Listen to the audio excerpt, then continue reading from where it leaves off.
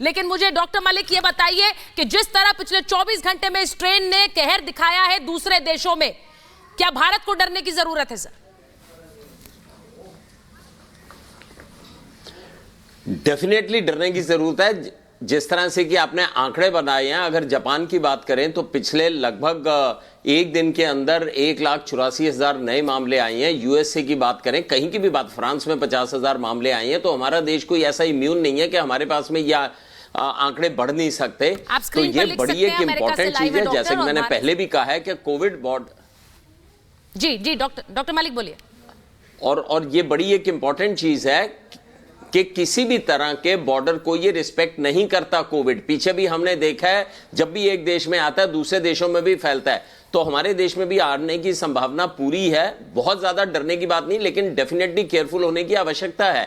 France जैसे देश में अगर 50,000 केसेस हो सकते हैं, जिनकी पॉपुलेशन हमसे लगभग 20 गुना कम है। अगर आपका क्रेडिट स्कोर कम है तो बैंक लोन छोड़िए, शादी के लिए लड़की भी नहीं मिलेगी। क्रेडिट स्कोर इम्प्रूव करना है तो फ्रीडम ऐप को अभी डाउनलोड करो।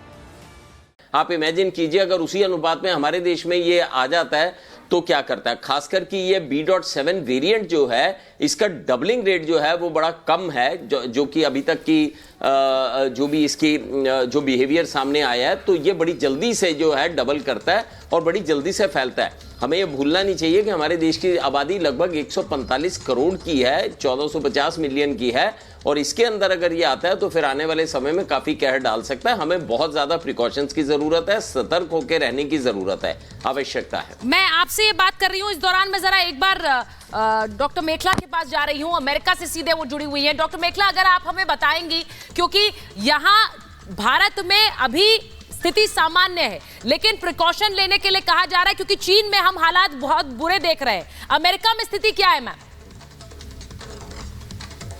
अमेरिका में भी यहाँ पे स्थिति काफी खराब है। Can you hear me? जी doctor Mekhala, we can. Yeah okay, so it's pretty bad here because it's winter months already. यहाँ पे ट्रिपल इन्फेक्शन जो हम कहते हैं, जैसे कि RSV है, फ्लू है एंड कोविड है, so it's hitting the crowd pretty hard. यहाँ पे वैक्सीनेशन compared to India अभी भी poor है for Americans. So like लोग इम्यूनाइज नहीं है, हर्ड इम्यूनिटी बनी नहीं है। तो इसका जैसे उन्होंने मेंशन किया ऑलरेडी, ये इस वायरस का जो infectivity rate is pretty high, इनका doubling rate is pretty high. That means 1:18 है, मतलब एक बंदा ऑलमोस्ट 18 लोगों को इन्फेक्ट कर सकता है the patient. And this is going on pretty bad in the hospitalisation is like the hospitals are pretty full right now.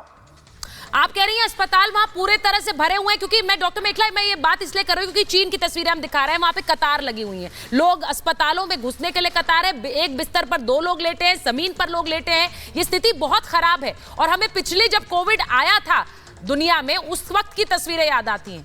क्या अमेरिका में भी अस्पतालों में कुछ ऐसे हालात हैं? जी हाँ, हमारे यहाँ हॉस्पिटल सारे भरे हुए हैं। जो बच्चों के लिए स्पेशली जैसे कॉफ सिरप्स, दवाइयाँ होती हैं over the counter, they're all out of stock.